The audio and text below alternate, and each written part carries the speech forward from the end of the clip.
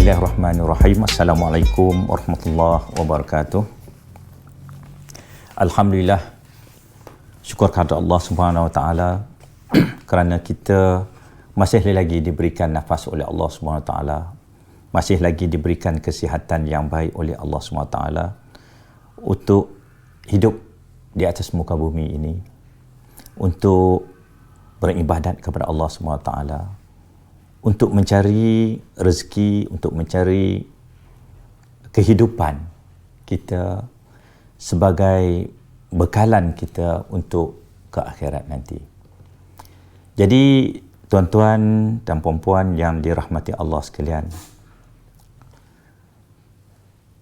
tujuan kehidupan kita di dunia ini tidak lain dan tidak bukan adalah untuk beribadat kepada Allah Subhanahu wa taala.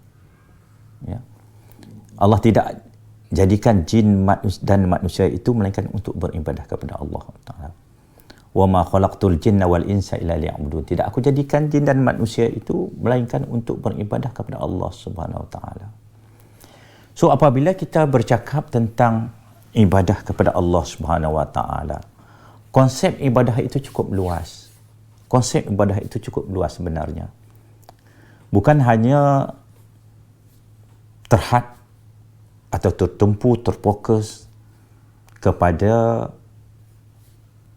apa yang diperintahkan oleh Allah SWT, iaitu mendirikan sembahyang, ya, berpuasa, zakat, ya, haji, dan lain-lain lagi, amalan-amalan yang lain.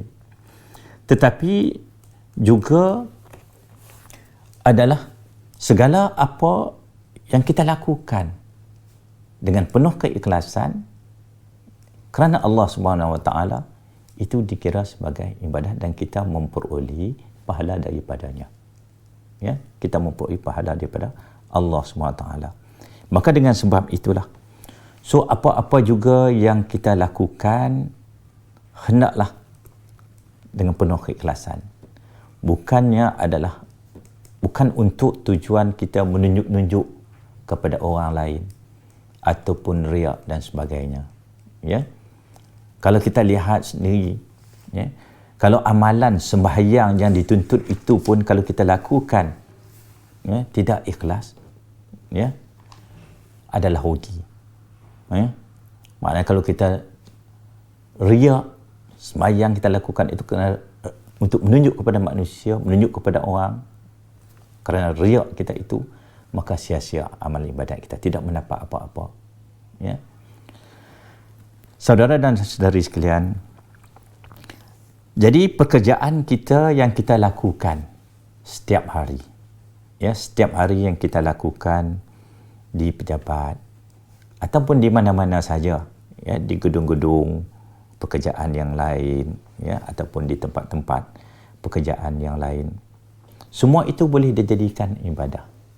Ya, semua boleh dijadikan ibadah kepada kita, asalkan apa yang kita lakukan seperti mana yang saya katakan tadi, mestilah disertai dengan niat itu, niat ikhlas itu tadi kita, ya, niat dengan ikhlas kita lakukan lillahi ta'ala, buat kerana Allah SWT.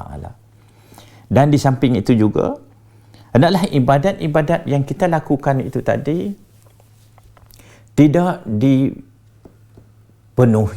ataupun dicampur adukkan dengan perbuatan-perbuatan yang boleh membawa maksiat kepada Allah SWT, yang boleh membawa kemungkaran, ya, kemurkaan kepada Allah SWT.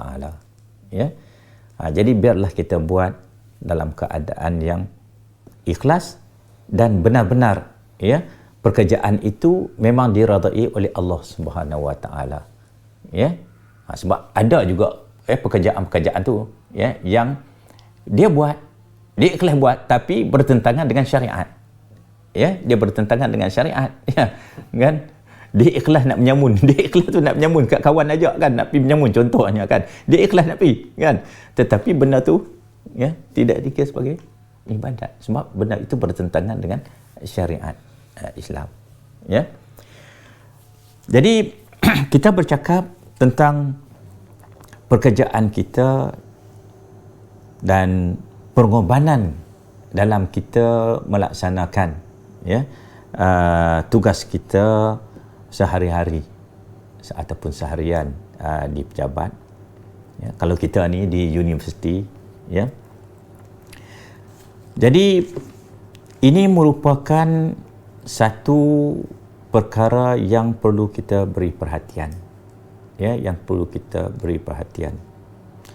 So dalam keadaan sekarang kita sedang berhadapan dengan COVID-19, so kita ada kerja daripada rumah, kerja daripada rumah, work from home, dan ada kerja di pejabat.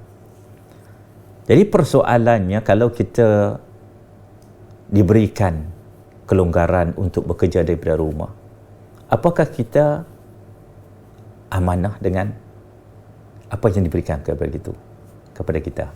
Apa kita benar-benar melakukannya seperti mana yang dikenaki oleh majikan kita, ataupun kita mengambil peluang untuk pergi berjalan-jalan, bersiar-siar sana sini, melawat sana sini, yang sama sekali kita telah melanggar peraturan ataupun perjanjian kita dengan majikan kita, dengan apa yang diberikan kebenaran oleh majikan kita. Jadi begitu juga apabila kita hadir ke pejabat dalam tempoh PKP ini, ini juga merupakan satu pengorbanan kita, pengorbanan kita.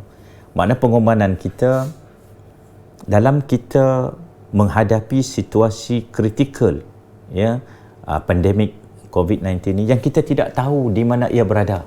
Sebab kita tak nampak seolah musuh kita yang kita tidak nampak, dan dia boleh berjangkit pada bila masa, tapi kita juga datang. Ini merupakan satu pengorbanan kita, pengorbanan kita dalam kita melaksanakan tugas kita. Dan insya-Allah seandainya kita lakukan pengorbanan ini, yang disertai dengan keikhlasan, itu akan merupakan satu ibadah kepada kita, dan kita akan memperoleh pahala daripadanya. So banyak lagi, jika kita nak bercakap tentang pengorbanan kita, dalam kita melaksanakan tugas kita ini, banyak perkara yang kita perlu ambil perhatian. Contohnya dari segi masa, dari segi masa, bagi mereka yang masanya fleksibel tu tak mengapalah, tapi dia kena mari jugalah, sebab itu tugas dia, So bagi kita yang ditetapkan masa pukul 8 hingga pukul 5 contohnya, pukul 8 kita kena berada di pejabat, kita kena berada di pejabat, ini pengorbanan kita, dalam situasi apapun, kita kena hadir, kecualilah bagi kita yang diberikan kelonggaran ataupun diberikan perlepasan untuk tidak hadir ke pejabat, tidak ada masalah. So kita jangan meletakkan, apapun saya nak simpulkan maknanya sini, dalam kita mengorbankan diri kita untuk bertugas, untuk bekerja, di mana saja kita diarahkan, jangan kita meletakkan diri kita dalam situasi orang yang rugi, orang yang rugi. Sebab manusia ini adalah yang selalu rugi.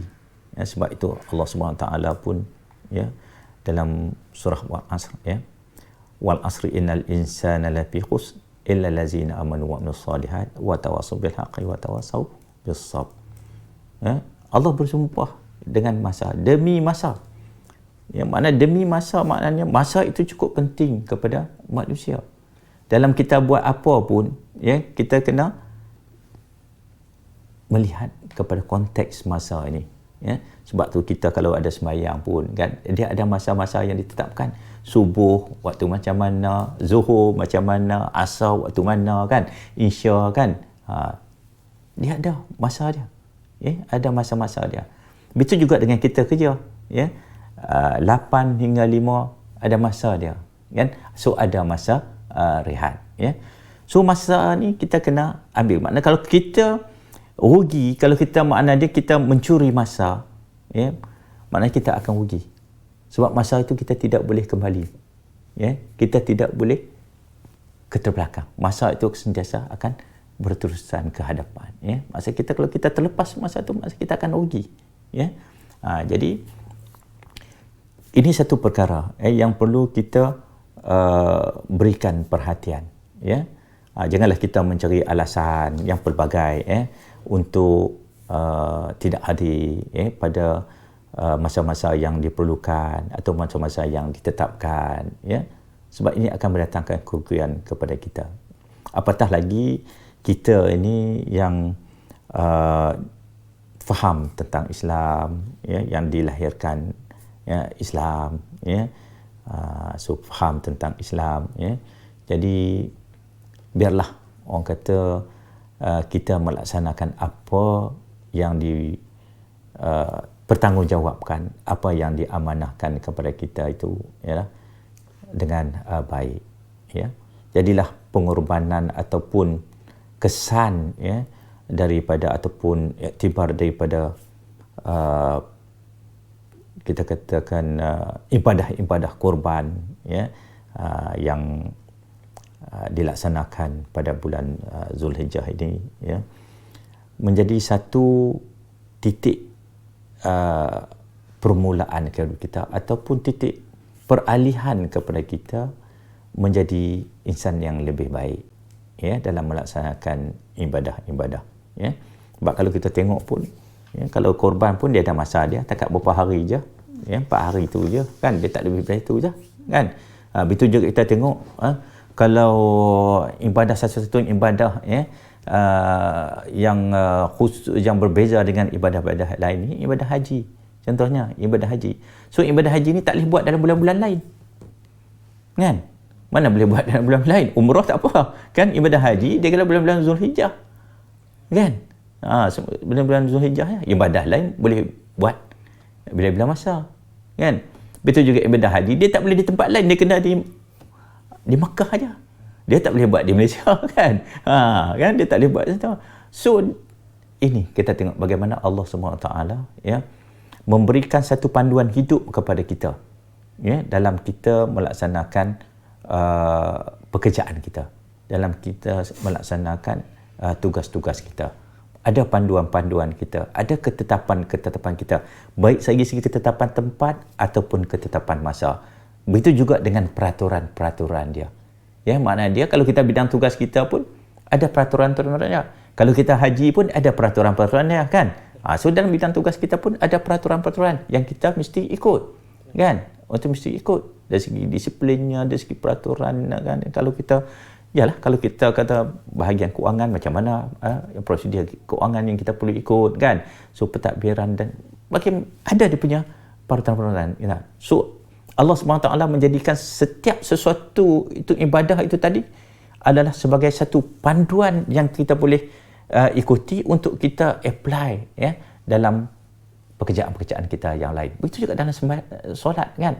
Dari segi masanya, dari segi tempatnya, ya, dari segi syarat sahnya, rukunnya, apa semua tu kan. Semua ini boleh di-apply-kan dalam kehidupan kita dalam melaksanakan tugas-tugas yang lain, ya. Jadi perkara-perkara yang seperti inilah yang kita perlu lihat, ya, apakah di sebalik, ya, yang Allah orang katakan perintahkan kepada kita itu bukan hanya setakat untuk kepentingan ukhrawi saja, tetapi juga ialah dari segi mendapat duniawi kepada kita. Dia ada saling kait, ya.